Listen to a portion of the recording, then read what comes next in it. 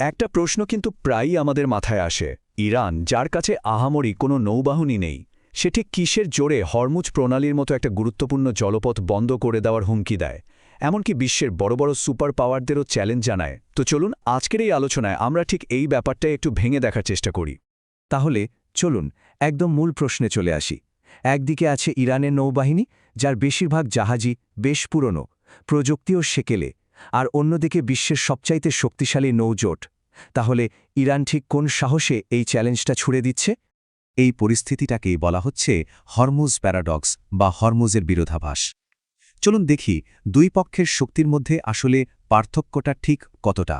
ব্যাপারটা দেখুন, একদিকে ইরানের সেই মান্ধাতা আমলের নৌবাহিনী, আর অন্যদিকে মার্কিন যুক্তরাষ্ট্রের নেতৃত্বে বিশাল এক জোট, যাদের হাতে আছে পারমাণবিক সাবমেরিন, বিশাল বিশাল বিমানবাহী রণতরী, কি নেই। তো শক্তির এই আকাশ-পাতাল তফাৎ থাকা সত্ত্বেও ইরানের এই আত্মবিশ্বাস আসছে কোথা থেকে? হ্যাঁ, এর পেছনে কিন্তু একটা দারুণ মাস্টার প্ল্যান কাজ করছে। তাহলে কি সেই মাস্টার প্ল্যান? ইরান কিন্তু প্রচলিত যুদ্ধের পথে একদমই হাঁটছে না। তারা এমন একটা কৌশল বা ডকট্রিন ব্যবহার করছে যা তাদের এই অবিশ্বাস্য ক্ষমতায় জুগিয়ে চলেছে। এই কৌশলের নাম হল অ্যান্টি অ্যাক্সেস এরিয়া ডিনায়াল, সংক্ষেপে A2AD। সোজা কথায় এর মানে হল সমুদ্রের একটা নির্দিষ্ট এলাকাকে শত্রুর জন্য এতটাই বিপজ্জনক করে তোলা যে তারা সেখানে ঢোকার সাহসই করবে না। মানে ইরানের লক্ষ্য কিন্তু সমুদ্র নিয়ন্ত্রণ করা নয়, বরং সমুদ্রের শত্রুর ঢোকার পথটাই বন্ধ করে দেওয়া। একদম ঠিক। মূল উদ্দেশ্য হল হরমুজ প্রণালীকে শত্রুপক্ষের জন্য একটা মৃত্যুফাঁদ বানিয়ে ফেলা, যাতে এখানে ঢোকার আগে তাদের 10 বার ভাবতে হয়। আর এটা করার জন্য ইরানের হাতে আছে বেশ কিছু অসাধারণ অস্ত্র। তো চলুন এবার এক এক করে ইরানের সেই সব অপ্রচলিত কিন্তু ভয়ঙ্কর কার্যকর অস্ত্রগুলো দেখে নেওয়া যাক।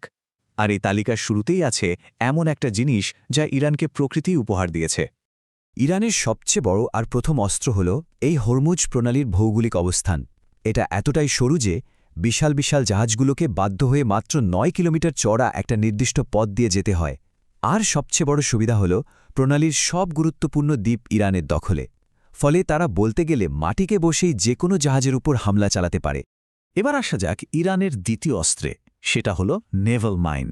আর তাদের হাতে নেহাত কম নয়, 6000-এরও বেশি মাইন আছে, যা দিয়ে পুরো প্রণালীকে একটা টাইম বোমার উপর বসিয়ে রাখা যায়। এই মাইনগুলো যে শুধু সংস্পর্শে ফাটবে তা নয়, এগুলো চুম্বকের আকর্ষণে, শব্দে, এমনকি পানির চাপে পর্যন্ত বিস্ফোরিত হতে পারে। আর এগুলো বসানোও খুব সোজা। শুধু মাইনের ভয় দেখিয়েই কিন্তু জাহাজ চলাচল বন্ধ করে দেওয়া সম্ভব, কারণ কোনো ইন্স্যুরেন্স কোম্পানি তখন আর ঝুঁকি নিতে চাইবে না। আর এই মাইন সরাতে যাওয়াটা তো আরও বড় বিপদ। এর পরের অস্ত্রটা আরও সরাসরি অ্যান্টিশিপ মিসাইল। শুধু হরমুজ প্রণালীকে টার্গেট করেই প্রায় 500-র বেশি মিসাইল প্রস্তুত রাখা আছে। ইরানের কাছে সব মিলিয়ে প্রায় 2500 অ্যান্টিশিপ মিসাইল আছে। আর এগুলোর আসল ক্ষমতা হল এদের লঞ্চারগুলো। এগুলো সব মোবাইল, মানে ভ্রাম্যমাণ, আর উপকূলের দুর্গম পাহাড়ি এলাকায় লুকিয়ে রাখা। ফলে এগুলোকে খুঁজে বের করে ধ্বংস করা প্রায় অসম্ভব একটা কাজ। তার ওপর এই মিসাইলগুলো রাডারকে ফাঁকি দিয়ে একদম জলের ওপর দিয়ে উড়ে আসে, যাকে বলে সি স্কিমিং। ইরানের চতুর্থ অস্ত্রটা আরও এক কাঠি সরেস, মনুষ্যবিহীন যান বা ড্রোন। বিশেষ করে তাদের আন্ডার ওয়াটার ড্রোন বা ইউইউভি এতটাই মারাত্মক যে একটি সূত্র বলছে এটা নাকি টর্পেডোর চেয়েও বেশি বিপজ্জনক। ইরানের হাতে আকাশ, জলের ওপরে এবং জলের নিচে এই 3 লেয়ার থেকেই আক্রমণ করার জন্য ড্রোন আছে। এদের আজদার নামের আন্ডার ওয়াটার ড্রোনগুলো প্রায় 4 দিন ধরে নিঃশব্দে জলের নিচে টহল দিতে পারে। আর সবচেয়ে ভয়ঙ্কর ব্যাপার হল বড় বড় যুদ্ধজাহাজের পক্ষেও এদের খুঁজে বের করা প্রায় অসম্ভব। আর ইরানের শেষ অস্ত্রটা হল সংখ্যা। ওরা জানে প্রযুক্তিতে না পারলেও সংখ্যা দিয়ে প্রতিপক্ষকে কাবু করা যায়। ভাবুন, একসঙ্গে 50 থেকে 100টা মিসাইল লাগানো স্পিডবোটের ঝাঁক, সাথে 20টা ছোট ছোট সাবমেরিনের বহর যদি একসাথে ঝাঁপিয়ে পড়ে, তাহলে যে কোনো বিশাল যুদ্ধজাহাজের ডিফেন্স সিস্টেমও কিন্তু ভেঙে পড়তে বাধ্য।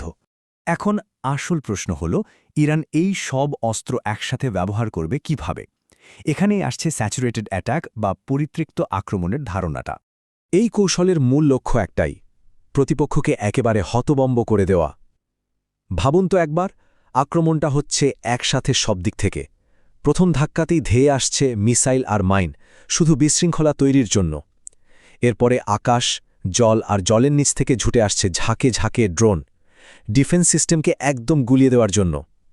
আর শেষে যা কিছু তখনও টিকে আছে সেগুলোকে শেষ করতে ঝাঁপিয়ে পড়বে শয় শয় স্পিডবোট আর সাবমেরিনের সেই মরণ কামড়। কিন্তু যদি সত্যি সত্যি এমন একটা আক্রমণ হয় তার ফল কি হতে পারে? এর ভূরাজনৈতিক প্রভাব কতটা মারাত্মক হতে পারে? যদি ইরান সফলভাবে একটা মার্কিন বিমানবাহী রণতরী বা ডেস্ট্রয়ারকে বড়সড় ক্ষতি করতে পারে, তাহলে এর প্রভাব হবে সুদূরপ্রসারী। পশ্চিমা বিশ্বের সামরিক শ্রেষ্ঠত্বের যে ধারণাটা আছে সেটা এক মুহূর্তে ভেঙে চুরমার হয়ে যাবে। সারা বিশ্বে এ বার্তা যাবে যে ছোট দেশও পরাশক্তিকে হারাতে পারে, আর এই ধারণাটাই হয়তো তাদের ভয়ের সাম্রাজ্যকে তাসের ঘরের মতো ধসিয়ে দেবে। এমনকি খোদ পশ্চিমা দেশগুলোতেই সরকারের বিরুদ্ধে তীব্র জনরোষ তৈরি হওয়ার সম্ভাবনা থাকবে। তাহলে দিন শেষে এই পুরো আলোচনাটা কিন্তু আমাদের একটা বড় প্রশ্নের সামনে এনে দাঁড় করায়। আচ্ছা, এই যে সস্তা ড্রোন, মিসাইল আর এই ধরনের অপ্রতিসম বা অ্যাসিমেট্রিক যুদ্ধকৌশল, এগুলো কি আধুনিক যুদ্ধের সব নিয়মকানুনই বদলে দিচ্ছে? ক্ষমতার যে ভারসাম্য আমরা এতদিন দেখে এসেছি সেটাও কি পাল্টে যাচ্ছে? কে জানে, হয়তো এটাই ভবিষ্যতের যুদ্ধের নতুন চেহারা।